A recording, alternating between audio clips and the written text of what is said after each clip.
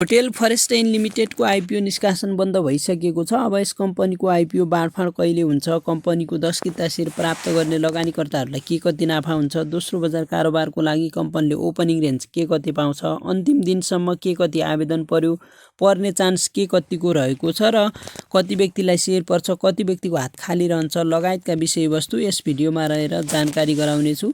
तपाईहरुले पनि यस कम्पनीको आइपिओमा आवेदन दिनुभएको छ भने तपाईहरुको लागि भिडियो महत्त्वपूर्ण रहनेछ। भिडियोलाई अन्तिमसम्म हेर्नु होला। होटेल फरेस्टाइन लिमिटेडले यही माघको 22 गतेदेखि 26 गतेसम्म आम सर्वसाधारणका लागि आइपिओ निष्कासन खुल्ला गरेको थियो। उक्त आइपिओ निष्कासनको बिक्री प्रबन्धकमा एनआइसी एसिया क्यापिटल लिमिटेड रहेको छ। आइपिओ को डाटा भेरिफिकेसन, अलटमेन्ट र आइपिओ बाँडफाँड लगायतका कामहरू गर्नेछ। कम्पनीले 33,20,000 किता आइपिओ निष्कासन खुल्ला गरेको सर्वसाधारणका लागि। यस कम्पनीको आइपिओमा आवेदन हेर्नुहुन्छ भने 25,46,340 जनाको आवेदन परेको छ। निकै नै ठुलो आवेदन परेको छ। कम्पनीको आइपिओमा 2,86,49,360 किताको लागि आवेदन माग भएको छ। कम्पनीले 33,20,000 किता निष्कासन गरेकोमा 2,86,49,360 किताको लागि आवेदन माग भएको छ। यो अन्तिम डाटा हो आवेदन परेको। यस कम्पनीले 33,20,000 किता आइपिओ निष्कासन गरेकोमा गोला प्रथा मार्फत बाँडफाँड गर्दा 10 किताको दरले गोला प्रथा मार्फत बाँडफाँड हुनेछ। यसरी बाँडफाँड गर्दा 3,32,000 जनालाई 10-10 किताका दरले सेयर प्राप्त हुनेछ भने यस कम्पनीको आइपिओबाट कति व्यक्तिको हात खाली रहन्छ त भन्नुपर्दा अब 3,32,000 जनालाई माइनस गरेर कुल आवेदन हामीले यहाँ राख्नुपर्ने हुन्छ। 25,46,340 जनाको आवेदन परेको छ। यो आवेदन अनुसार हेर्नुपर्दा यस कम्पनीको आइपिओबाट 22,14,340 जनाको हात खाली रहने भएको छ। यसभन्दा अगाडि निष्कासन गरेका आइपिओ भन्दा यस कम्पनीको आइपिओबाट अलि धेरै व्यक्तिले सेयर प्राप्त गर्नेछन्। 3,32,000 जनाले यस कम्पनीको आइपिओबाट सेयर प्राप्त गर्दै गर्दा 22,14,340 जनाको हात खाली हुने भएको छ।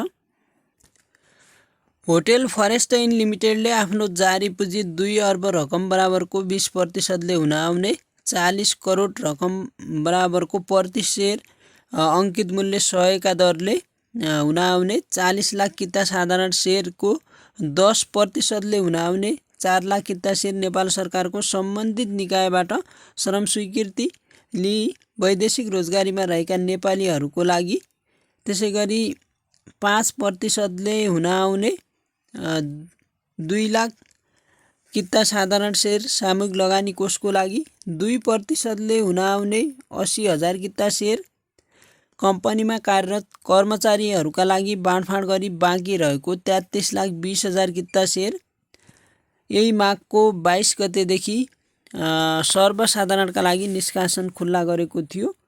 उक्त निष्कासन मिति 2082 माघ 26 गते ब्याङ्किङ समय पश्चात बन्द भइसकेको छ।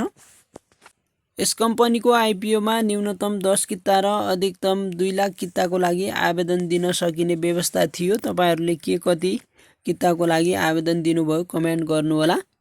दरखास्त साथ 100 रुपैयाँको दरले भुक्तानी गर्नुपर्ने व्यवस्था थियो। यस कम्पनीको आइपिओमा आवेदन दिँदा खातामा 1,000 र सियासमा चार्जको लागि ब्यालेन्स हुनुपर्ने थियो।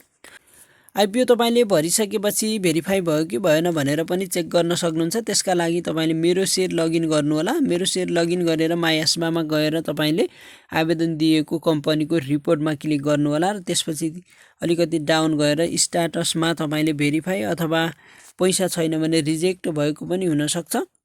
तपाईले अन्तिम दिन आवेदन दिनु भएको छ भने भेरिफाई भएको नहुन पनि सक्छ, अनभेरिफाइड पनि देखाउँछ। त्यसैले तपाईले चेक गर्न सक्नुहुन्छ। अब कुरा गरौँ यस कम्पनीको इपीएस, बुक भ्यालु, दोस्रो बजार कारोबारको लागि कम्पनीले ओपनिङ रेन्ज के कति पाउँछ र कम्पनीको आइपिओ बाँडफाँड कहिलेसम्म हुन्छ भन्ने विषयमा। कम्पनीको जुन मूल्याङ्कन बिनाको प्रतिशत नेटवर्थ देखाएको छ। यहाँ मूल्याङ्कन सहितको प्रतिशत नेटवर्थ देखाएको छ। हामी जुन वास्तविक नेटवर्थ रहेको छ मूल्याङ्कन सहितको 8182मा 8182मा यस कम्पनीको जुन वास्तविक नेटवर्थ रहेको छ 125 रुपैयाँ 26 पैसा। यसकै आधारमा कम्पनीले दोस्रो बजार कारोबारको लागि ओपनिङ रेन्ज पाउनेछ। कम्पनीको प्रति सेयर आम्दानी हेर्नुहुन्छ भने माइनसमा रहेको छ। जुन वास्तविक 8182मा 16.86 माइनसमा रहेको छ। प्रति सेयर आम्दानी भने माइनसमा रहेको छ। वित्तीय अवस्था भने त्यति राम्रो छैन। प्रति सेयर आम्दानी नै माइनसमा रहेको छ र सञ्चित नाफा नोक्सानीमा हेर्नुहुन्छ भने पनि माइनसमा रहेको छ। आगामी वर्षहरूमा पनि कम्पनी घाटामा नै रहने कम्पनीले प्रक्षेपित गरेको छ। कम्पनीले न्यूनतम र अधिकतम ओपनिङ रेन्ज के कति पाउँछ हेरौँ। यस कम्पनीको वास्तविक नेटवर्थ 125.26 रहेको छ। यसको 3 गुणासम्म कम्पनीले अधिकतम ओपनिङ रेन्ज पाउँछ। यसरी ओपनिङ रेन्ज पाउँदा कम्पनीले 375 रुपैयाँ 78 पैसा ओपनिङ रेन्ज पाउनेछ अधिकतम। यसरी ओपनिङ रेन्ज पाउँदा कम्पनीले 125 रुपैयाँ 26 पैसा भन्दा माथि र 375 रुपैयाँ 78 पैसा भन्दा तल यो बीचमा ओपनिङ प्राइस पाएर कारोबारमा आउनेछ। यसरी कारोबारमा आउँदा यस कम्पनीको पहिलो कारोबार 375 मा हुन सक्ने सम्भावना चाहिँ रहन्छ। यसरी 375 मा ओपन भएको खण्डमा 10 किता सेयर प्राप्त गर्ने लगानीकर्ताहरूको लगानी 3000 भन्दा बढी हुनेछ ओपन भएको दिनमा नै। त्यसभन्दा पछि बजारको डिमान्ड र सप्लाईको आधारमा यस कम्पनीको प्राइस निर्धारण हुँदै जानेछ। कम्पनीको त्यति धेरै किता छैन, त्यसैले सप्लाई त्यति धेरै आउँदैन। त्यसैले यस कम्पनीको 10 किता सेयर प्राप्त गर्ने लगानीकर्ताहरूलाई कति नाफा हुन्छ त भन्ने विषयमा कुरा गर्नुपर्दा कम्पनीको 10 किता प्राप्त गर्ने लगानीकर्ताले आफ्नो 1000 रुपैयाँ लगानी गरेर यस कम्पनीको आइपिओबाट 10 देखि 15,000 सम्म नाफा लिन सक्ने सम्भावना चाहिँ अनुमान गर्न सकिन्छ।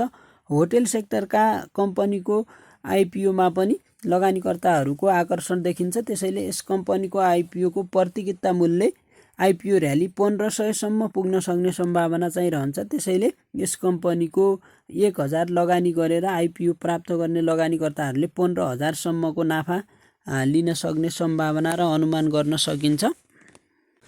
यस कम्पनीको आइपिओ 26 गते निष्कासन बन्द भयो। त्यसभन्दा पछि बिक्री प्रबन्धकलाई डाटा भेरिफिकेसन प्री अलटमेन्ट लगायतको काम गर्न करिब 1 हप्ता जति टाइम लाग्ने गर्दछ। यसरी हेर्दा 3 दिन यो महिनाभित्र काम गर्न पाउँछ बिक्री प्रबन्धकले।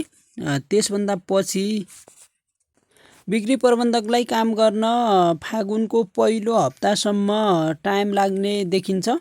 यसरी हेर्दा बीचमा केही धेरै बिदाहरू परेको कारणले यस कम्पनीको आइपिओ बाँडफाँडको काम फागुनको पहिलो हप्ताको अन्तिमतिर आउन सक्ने सम्भावना चाहिँ रहन्छ। 8 गतेसम्म आउन सक्छ कि भन्ने अनुमान गर्न सकिन्छ।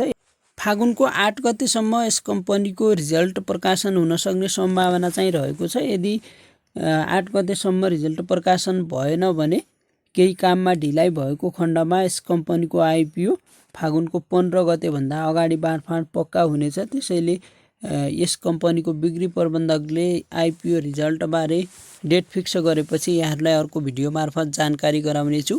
आजको भिडियोमा यति नै अपडेट थियो। भिडियो कस्तो लाग्यो, मन परेको खण्डमा लाइक सेयर गर्नुहोला। तपाईहरूको मनमा कुनै जिज्ञासा छ भने कमेन्ट बक्समा आफ्नो जिज्ञासा राख्नुहोला। तपाईहरू च्यानलमा नयाँ हुनुहुन्छ भने च्यानललाई सब्स्क्राइब गरेर सँगै रहेको घन्टीलाई थिचेर अल नोटिफिकेसन अन गर्नुहोला। त्यसपछि यस्तै अपडेटहरू तुरुन्तै प्राप्त गरेर जानकारी लिन सक्नुहुनेछ।